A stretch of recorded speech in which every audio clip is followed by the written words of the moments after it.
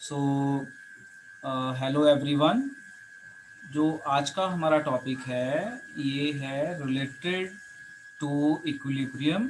और इक्विलिब्रियम में हमने एक्सटेंट ऑफ रिएक्शन की हम बात कर रहे थे, जिसमें हम बात कर रहे थे कि हम रिएक्शन वगैरह बता सकते हैं, उसी से रिलेटेड है। तो यहाँ पे आपको एक ये इस तरह से नॉर्मल सी रिप्रेजेंटेशन दिख रही है, जिसकी हेडिंग है जनरलाइजेशंस, है ना। कि केसी की वैल्यू के हिसाब से कुछ आप जनरलाइजेशंस लगा सकते हो, कुछ आइडिया लगा सकते हो। क्या आइडिया लगा सकते हो ये है। तो ये एक्सपेरिमेंटल है, ये जनरल है, और आपको याद रखना है। देखो, ये एरो इस तरह से जा रहा है, इसका मतलब ये इंक्रीजिंग है। अगर केसी की वैल्यू अगर केसी की वैल्यू बहुत ज़्यादा हो, बहुत ज़्यादा मतलब 10⁻3, तो 10⁻3 से ज़्यादा या इतनी, तो इसका मतलब है कि रिएक्शन काफ़ी हो गई है। काफ़ी हो गई है मतलब प्रोडक्ट काफ़ी बन गए, यानी नियर टू कंप्लीट हो गई है, तो जाके उसमें इक्विलिब्रियम आया है। और अगर केसी की वैल्यू 10⁻³ या इससे कम हो, तो इसका मतलब वैल्यू बहुत कम है, क्योंकि माइनस में है, वैल्यू बहुत कम है। तो वैल्यू कम मतलब टेल नेग्लिजिबल, यानी रिएक्शन में प्रोडक्ट ना के बराबर बने हैं, बहुत कम है ना, नेग्लिजिबल। तो अब यहाँ से हम एक जनरल चीज़ें आपको बता रहे हैं जो हमने लास्ट टाइम पे पढ़ा था, एप्लीकेशंस ऑफ केसी। तो ये वही है। अगर केसी की वैल्यू बहुत ज़्यादा हो, ज़्यादा मतलब 10⁻³ से ज़्यादा या इतनी या इससे ज़्यादा, तो इसका मतलब है कि रिएक्शन में प्रोडक्ट बहुत ज़्यादा बने हैं। और 10⁻³ या इससे कम हो, इसका मतलब प्रोडक्ट ना के बराबर बने हैं। और इन बिटवीन हो, इन बिटवीन, तो इसका मतलब है रिएक्टेंट्स और प्रोडक्ट का कुछ कंसिडरेबल अमाउंट है। बस इतना ही है। तो केसी की वैल्यू से हम आइडिया लगा सकते हैं कि अगर केसी की वैल्यू बहुत ज़्यादा है तो प्रोडक्ट ज़्यादा बने हैं, यानी रिएक्शन कंप्लीट हो गई है। केसी की वैल्यू बहुत कम है, मतलब 10⁻³ या इससे कम, तो रिएक्शन में प्रोडक्ट ना के बराबर बने हैं। और इन बिटवीन है, तो रिएक्टेंट और प्रोडक्ट कुछ कंपेरेबल रेंज में हैं। तो यहाँ से सिर्फ ये आइडिया मिलता है और आप इसे अपने ब्रेन में डाल लीजिए। अब हम आगे चलते हैं। अब जब हम आगे चलते हैं तो अब हमारा जो टॉपिक है ये है related to predicting the direction of reaction. अब देखो, डायरेक्शन ऑफ रिएक्शन, अब मैं आपको समझाता हूँ कुछ चीज़ें, आप जरा उसको सुनिए और समझिए ध्यान से। मैं यहाँ पे एक एग्जांपल लिखता हूँ। मान लो एक रिएक्शन है A changing to B, single arrow बनाई है। और एक और रिएक्शन है ए चेंजेस टू बी, ये इक्विलिब्रियम रिएक्शन है। मैंने बोला इन दोनों का केसी लिख दो, आपने लिख दिया। मान लो आपने इसका केसी, मैंने बोला लिखो, तो इसका केसी आ गया concentration of B upon concentration of A, और इसका केसी भी सेम आएगा, concentration of B and concentration of A. अब मैंने लिख तो दिया केसी। अब देखो, हमने पढ़ा है जो केसी है वो इक्विलिब्रियम के लिए लिखा जाता है। तो ये रिएक्शन तो इक्विलिब्रियम वाली है, तो हमने लिख दिया एट इक्विलिब्रियम। ये इक्विलिब्रियम वाली है ही नहीं, ये तो इरिवर्सिबल है। इरिवर्सल मतलब इसका बैक नहीं पॉसिबल, तो ये हमने केसी लिख दिया। तो जब हम ऐसी रिएक्शन का केसी लिखते हैं तो वो तो पॉसिबल ही नहीं है लिखना। तो एक नई टर्म इंट्रोड्यूस की गई जिसे बोला गया क्यूसी। तो आप यहाँ पे देख रहे हैं ये क्यूसी। क्यूसी का मतलब है रिएक्शन कोफिशिएंट, रिएक्शन कोशेंट, और डिनोटेड बाय क्यू। तो यहाँ पे एक हमने नई टर्म सीखनी है, इस नई टर्म का नाम है क्यूसी। मतलब कि हमें कोई भी रिएक्शन दी हो और उसका हमें केसी जैसा कुछ पूछ लिया जाए, केसी जैसा कुछ पूछ लिया जाए हमसे, तो हम केसी तो सिर्फ इक्विलिब्रियम के लिए लिखेंगे, जो हमने पढ़ा है कि केसी जो है वो सिर्फ इक्विलिब्रियम के लिए लिखा जाएगा। तो वहाँ पे केसी ना बोल के इसे बोला जाएगा क्यू या फिर क्यूसी। तो आप ये चीज़ अपने ब्रेन में डाल लीजिए कि अगर आप किसी रिएक्शन का इक्विलिब्रियम कांस्टेंट जैसा कुछ लिख रहे हो बट वो रिएक्शन इक्विलिब्रियम में नहीं है, तो आप केसी नहीं लिख सकते, तो आप लिखोगे क्यू सी। और इसको लिखने का तरीका वही है जो केसी का है, बस फर्क ये है कि केसी का मतलब रिएक्शन इक्विलिब्रियम स्टेट में है, और क्यू सी कंसंट्रेशन कोशेंट का मतलब है कि रिएक्शन इक्विलिब्रियम में नहीं है। तो मोटी मोटी सी बात हमें यहाँ से समझ में आ जाती है। अब इन दोनों को जब हम कंपेयर करेंगे, यानी इक्विलिब्रियम बनने से पहले और इक्विलिब्रियम बनने को के बाद कंपेयर करेंगे, तो हम डायरेक्शन प्रिडिक्ट कर सकते हैं। तो मैंने यहाँ पे क्या समझाया, जो चीज़ आपको समझ में आ रही है, मैंने ये समझाया कि मैंने एक रिएक्शन दी, जिसमें इक्विलिब्रियम नहीं था, एक और रिएक्शन दी सेम जिसमें इक्विलिब्रियम था। अब मैंने बोला केसी जैसा लिखो, तो हमने लिख दिया केसी। अब फिर मैंने बताया कि जो केसी है इक्विलिब्रियम कांस्टेंट, ये तो इक्विलिब्रियम के लिए लिखा जाता है, यहाँ तो इक्विलिब्रियम है ही नहीं, तो फिर हमने एक नई टर्म इंट्रोड्यूस कर दी क्यूसी। तो क्यूसी उन रिएक्शंस के लिए लिखा जाता है जिसमें इक्विलिब्रियम ना हो।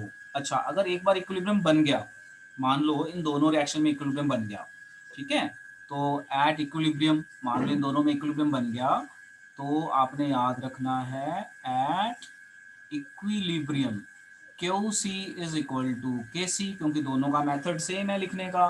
तो इक्विलिब्रियम कंडीशन पे क्यू सी और के सी बराबर हो जाती हैं। अब हमने क्या करना है, हमने इन दोनों रिएक्शन को कंपेयर करना है, जैसे क्यू सी और के सी।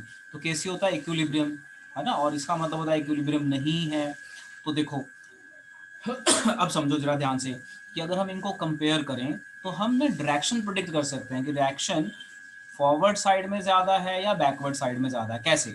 देखो, आप क्यूसी और केसी को कंपेयर कर लो। अगर केसी की वैल्यू क्यूसी से ज़्यादा है तो इसका मतलब जो रिएक्शन है वो प्रोडक्ट साइड में है।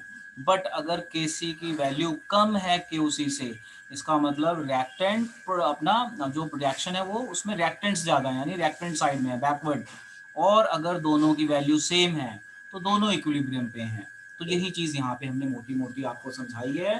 तो आपको आना चाहिए कि हम कंसंट्रेशन कोशेंट कैसे लिखेंगे, बिल्कुल सेम लिखेंगे, और इसका कोई फर्क नहीं है लिखने में, बिल्कुल सेम होता है। और कुछ कंडीशंस, और इसको यूज़ करके हम बता सकते हैं कि रिएक्शन में प्रोडक्ट की साइड है रिएक्शन, या इक्विलिब्रियम की साइड है, या रिएक्टेंट की साइड है। चलो देखो, तो अब ये मैं पढ़ूंगा नहीं, ये यही चीज़ें जो मैंने यहाँ पे बताई हैं। अब यहाँ पे मैं रिजल्ट बता रहा हूँ।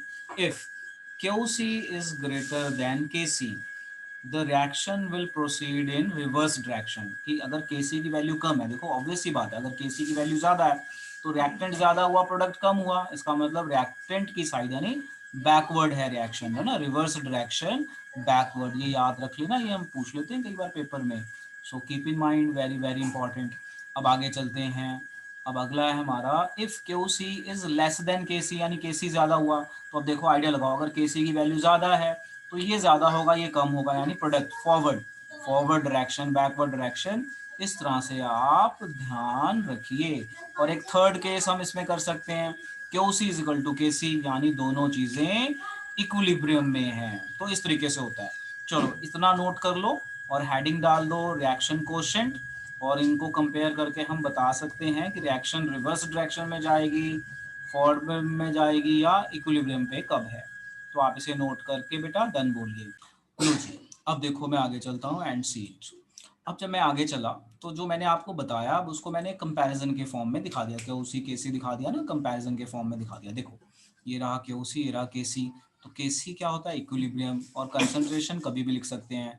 तो आपने इन दोनों कंपेयर किया, तो यहाँ पे हमने कंपेयर किया तो हमने देखा केसी ज़्यादा है, यानी प्रोडक्ट की साइड है रिएक्शन, रिएक्शन प्रोडक्ट की साइड है। फिर हमने देखा दोनों बराबर हो गए, अगर दोनों की वैल्यू बराबर है यानी दोनों इक्विलिब्रियम पे है। अब अगर क्यूसी ज़्यादा हो जाए, केसी कम हो जाए, केसी कम हो जाए तो रिएक्टेंट की साइड में है, बैकवर्ड, ये बैकवर्ड ये फॉरवर्ड, दोनों बराबर तो इक्विलिब्रियम। तो इसे नोट कर लो, नोट बना के, वेरी वेरी इंपॉर्टेंट। एक बार मैं दोबारा बता देता हूँ, this is very important note. और आप इसे इस तरीके से कर सकते हैं। क्या बताया है मैंने, दोबारा सुनो, कि जो हमने क्यूसी और केसी सीखा इसको कंपेयर कर रहे हैं। क्यूसी केसी को कंपेयर किया, अगर केसी ज़्यादा तो रिएक्शन प्रोडक्ट साइड में यानी फॉरवर्ड, ठीक है, प्रोडक्ट साइड को हम कहते हैं फॉरवर्ड डायरेक्शन। कौन सी डायरेक्शन में है रिएक्शन, रिएक्शन है हमारी फॉरवर्ड डायरेक्शन में, फॉरवर्ड। और अगर बराबर हो तो उसमें कोई दिक्कत ही नहीं, और केसी कम है तो रिएक्शन हमारी बैकवर्ड डायरेक्शन में, बैकवर्ड मतलब रिवर्स डायरेक्शन, बैकवर्ड डायरेक्शन में है, दैट इज रिवर्स डायरेक्शन। और इसके बारे में यहाँ दे रखा है, तो आप इसे नोट करके बेटा मुझे डन बोलिए, वेरी वेरी इंपॉर्टेंट।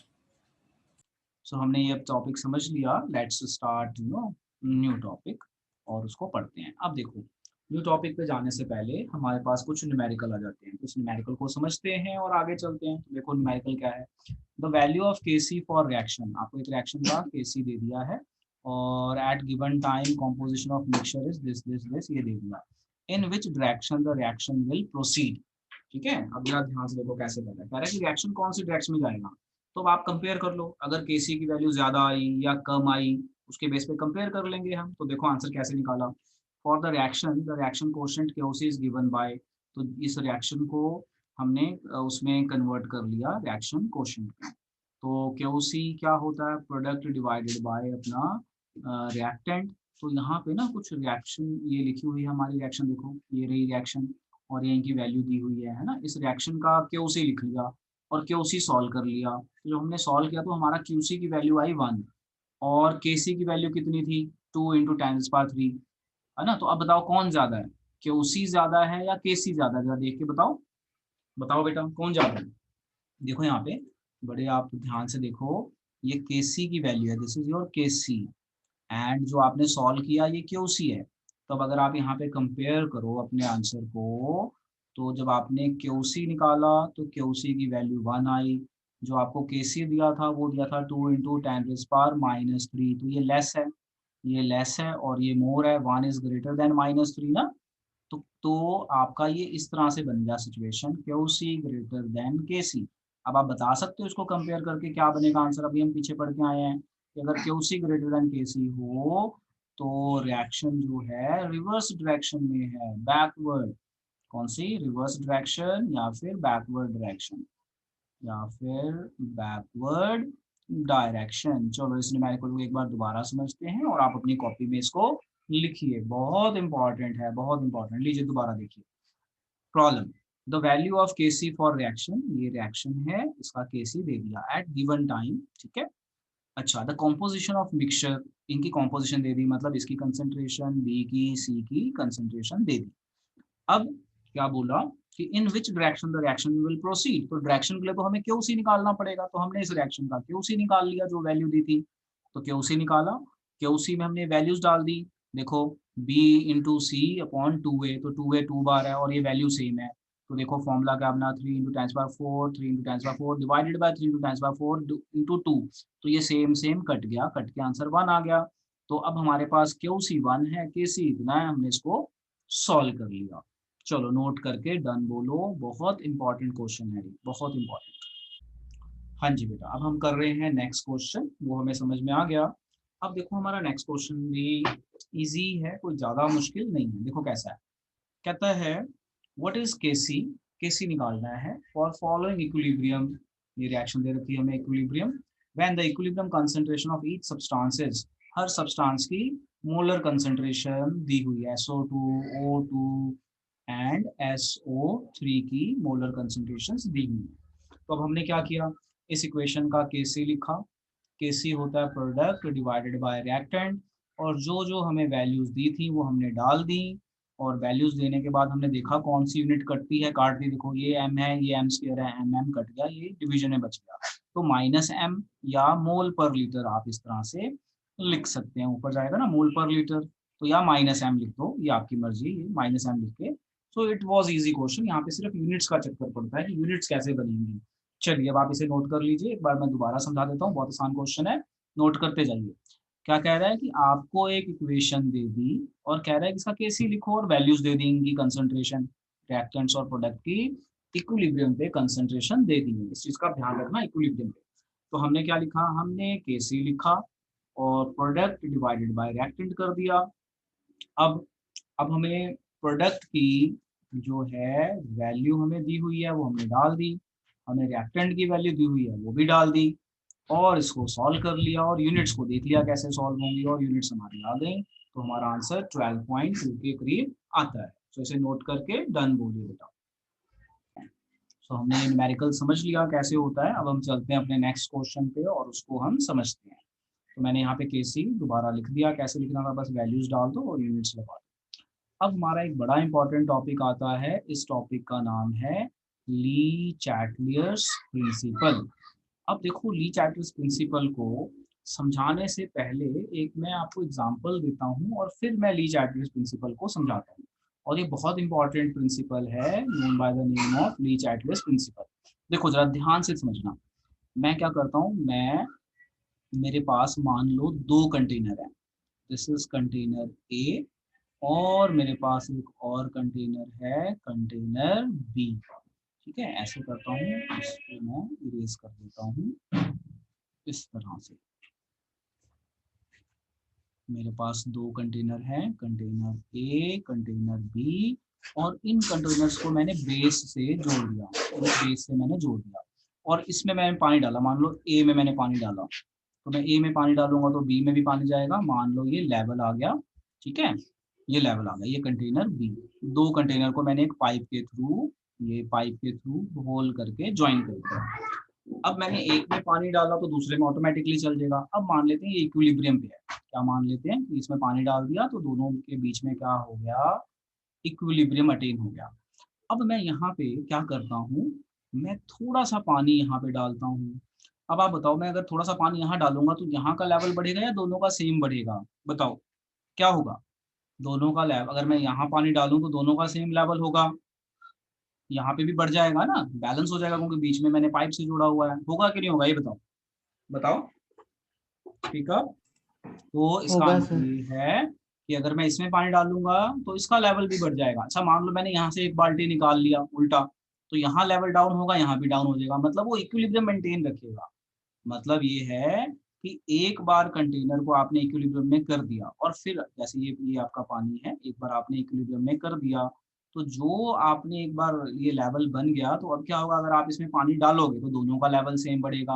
अगर किसी एक से पानी निकालोगे तो दोनों का लेवल सेम डाउन होएगा, और दोनों का लेवल बराबर रहेगा, यानी इक्विलिब्रियम में रहेगा। यही कहता है Le Chatelier's principle.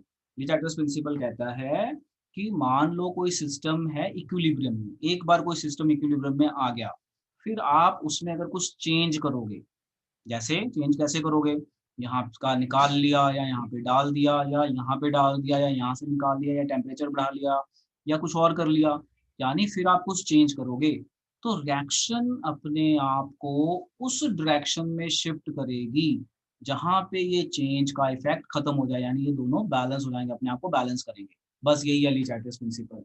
Very very important, very very important, फिर से समझो। Lee Chatter's principle, very important. It states that when a system in equilibrium, ये एक system है equilibrium में आ गया, is subjected to change, ये line बहुत जरूरी है, subjected to change, change के bracket में लिख लेना, change in concentration, change in pressure, change in temperature, तो मैं यहाँ पे mention कर देता हूँ changes किस चीज का। So it tries to readjust itself in such a way so as to undo the effect of change, यानी जो आपने change किया है वो undo हो जाएगा, undo the effect of change imposed, ये मेन लाइन है। अब मैं यहाँ पे लिख देता हूँ क्या क्या चेंज आप कर सकते हो। जैसे आप क्या क्या चीजें चेंज कर सकते हो, आप चेंज कर सकते हो कंसंट्रेशन, कंसंट्रेशन मतलब अमाउंट, एक अमाउंट कम कर दो या बढ़ा दो तो इसकी भी बढ़ जाएगी या कम हो जाएगी। नंबर टू, आप टेम्परेचर का चेंज कर सकते हो। नंबर थ्री, आप प्रेशर का चेंज कर सकते हो। नंबर फोर, कैटलिस्ट डाल सकते हो। तो ये कुछ चेंजेस हैं जो आप जनरली किसी रिएक्शन में कर सकते हो। तो जब भी आप इसमें कुछ चेंज करोगे और जो रिएक्शन है वो इक्विलिब्रियम पे होगी, तो कोई फर्क नहीं पड़ेगा, रिएक्शन का इक्विलिब्रियम टूटेगा ही नहीं। अगर आपने यहाँ से एक बाल्टी कम कर ली तो इसका लेवल डाउन होगा, इसका भी डाउन हो जाएगा, यानी ये लेवल मेंटेन रखेगा, इक्विलिब्रियम मेंटेन रखेगा। यहाँ पे एक बाल्टी पानी डाल दो, इसका भी लेवल बढ़ जाएगा, इसका भी बढ़ जाएगा। टेम्परेचर बढ़ा दो तो जो चेंज यहाँ आएगा वही यहाँ आएगा, घटा दो तो वही चेंज आएगा, सेम। तो इस तरह की सिचुएशन को या इस तरह के कंसेप्ट को हम कहते हैं ली चैटलियर्स प्रिंसिपल। बहुत इंपॉर्टेंट है, बहुत क्वेश्चन मिलेंगे, इवन इन +2 में भी इस कंसेप्ट को हम यूज करते हैं। सो चलो अब एक बार दोबारा समझो। Le Chatelier's principle states that when system in equilibrium, यानी सिस्टम ने एक बार इक्विलिब्रियम अटेन कर लिया, then it tries to readjust, यानी आप इसका पानी बढ़ाओगे तो ये दोनों रीएडजस्ट कर लेंगे in such a way so as to undo the effect, यानी चेंज इस तरह से होगा कि इक्विलिब्रियम में कोई फर्क ही नहीं पड़ेगा, जितना इक्विलिब्रियम था उतना ही रहेगा, to undo the change imposed. अब मैं एक एग्जांपल समझाता हूँ। मान लो मैंने यहाँ पे ए की वैल्यू बढ़ा दी, तो अब मुझे बताओ अगर मैं ए की वैल्यू बढ़ाऊंगा तो रिएक्शन फॉरवर्ड जाएगी या बैकवर्ड जाएगी? अब इस टर्म में बात कर लेते हैं, बोलो। अगर मैं ए में पानी डाल दूं तो रिएक्शन फॉरवर्ड जाएगी या बैकवर्ड जाएगी? बोलो बच्चों, क्या जाएगी? फॉरवर्ड, क्योंकि ये रिएक्टेंट मान लो ये प्रोडक्ट है, अगर मैंने ए में डाला तो ये इसका भी लेवल बढ़ेगा, यानी फॉरवर्ड हो जाएगी। अच्छा, मान लो मैंने यहाँ से एक बाल्टी निकाल ली, जैसे मैंने एक बाल्टी निकाली तो इसका लेवल कम होगा तो इसका भी कम होगा, यानी कहाँ गई? बैकवर्ड। रिएक्शन कहाँ चली जाएगी, बैकवर्ड अपना इक्विलिब्रियम मेंटेन करने के लिए। तो एक चीज हमेशा ध्यान रखना कि एक बार किसी रिएक्शन में इक्विलिब्रियम आ गया, तो अगर हम उसका कंसंट्रेशन, टेम्परेचर, प्रेशर या कैटलिस्ट में कोई चेंज लेके आए तो वो अपने आप को इस तरह से एडजस्ट करेगा कि अनडू हो जाएगा इफेक्ट, मतलब कुछ हुआ ही नहीं ऐसा हो जाएगा, इफेक्ट वुड बी अनडू। एक और एग्जांपल समझाता हूँ, समझो। सपोज कर लो ये एक रिंग है ना, मोटी सी रिंग है ये, एक मोटी सी रिंग है। ऐसे मैं थोड़ा सा इसको शेड कर देता हूँ, शेड नहीं करता, ठीक है। ये रिंग है और इस रिंग के बीच में एक छोटा सा हम गोल सी कोई पत्थर रख देते हैं, ठीक है। अब आप इस पत्थर को रख दो, ये रिंग है। अब मैं बोलता हूँ इस पत्थर को यहाँ पे ले जाओ और यहाँ से छोड़ो, तो ये थोड़ी देर ऐसे हिलेगा, फिर धीरे धीरे रुक जाएगा, फिर से इक्विलिब्रियम में आ जाएगा। अच्छा, मैं कहता हूँ इस पत्थर को अब यहाँ ले जाओ थोड़ा सा, फिर छोड़ दो, फिर ले जाओगे यहाँ से, फिर थोड़ा ऐसे ऐसे ऐसे ऐसे हिलेगा, फिर रुक जाएगा यहीं पे। तो ये जो पोजीशन है ना, ये इसकी इक्विलिब्रियम पोजीशन है। तो ऐसा ही होता है इक्विलिब्रियम में, अगर किसी रिएक्शन में एक बार इक्विलिब्रियम आ गया तो वो अपने आप को ऐसी डायरेक्शन में शिफ्ट करेगा ताकि अगर जो हमने कुछ भी चेंज करें तो उस चेंज का असर ना आए। जैसे यहाँ पे, जैसे ये एक रिंग है, आपने रिंग में एक पत्थर रख दिया गोल सा, है ना, तो ये पत्थर हिल के यहीं रहेगा, तो इसे कहते हैं इक्विलिब्रियम पोजीशन। अब मैं क्या करता हूँ, इस पत्थर को थोड़ा धक्का लगा के यहाँ पे ले आता हूँ, छोड़ देता हूँ। जैसे धक्का लगा के मैंने यहाँ से छोड़ा तो ये फिर से ऐसे ऐसे ऐसे ऐसे ऐसे हिलेगा, थोड़ी देर में फिर रुक जाएगा, अपनी पोजीशन पे आ जाएगा वैसे ही। अच्छा, मैं थोड़ा सा इधर लेके आता हूँ, यानी चेंज किया मैंने, ये चेंज कर दिया, मतलब चेंज, इम्पोज चेंज, तो ये फिर से थोड़ा हिलेगा, फिर से उस चेंज को खत्म कर देगा, यहाँ पे नहीं रुकेगा, यहाँ आ जाएगा। तो ये कोई हाइपोथेटिकल एग्जांपल है समझाने के लिए, ये एक्चुअल एग्जांपल है।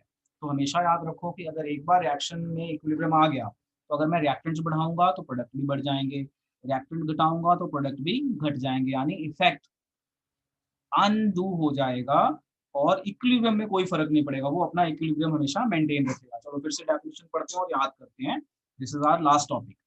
It states that when a system in equilibrium is subjected to change, मतलब मैं कुछ चेंज करूं, चेंज किस चीज का, तो केमिस्ट्री में किस चीज को चेंज कर सकते हो, कंसंट्रेशन चेंज कर सकते हो, ये ब्रैकेट में लिख सकते हो यहाँ, टेम्परेचर चेंज कर सकते हो, प्रेशर चेंज कर सकते हो, कैटलिस्ट का यूज कर सकते हो, इनर्ट गैस यूज कर सकते हो, गैस भी डाल सकते हो, तो ये सब चेंजेस कर सकते हो। तो ये सब चेंजेस करने पे आपकी ऑब्जर्वेशन क्या आएगी, it tries मतलब reaction tries to readjust itself in such a way so as to undo the effect of change imposed। अब मैंने यहाँ पे एक इफेक्ट दिखाया है, effect of concentration change. Concentration मतलब रिएक्टेंट, मान लो मैंने रिएक्टेंट बढ़ा दिया तो रिएक्शन फॉरवर्ड हो जाएगी, है ना। मान लो मैंने रिएक्टेंट कम कर दिया तो बैकवर्ड हो जाएगी। मान लो मैंने प्रोडक्ट बढ़ा दिया, प्रोडक्ट में कुछ डाल दिया तो रिएक्शन फिर से बैकवर्ड हो जाएगी उसको बैलेंस करने के लिए।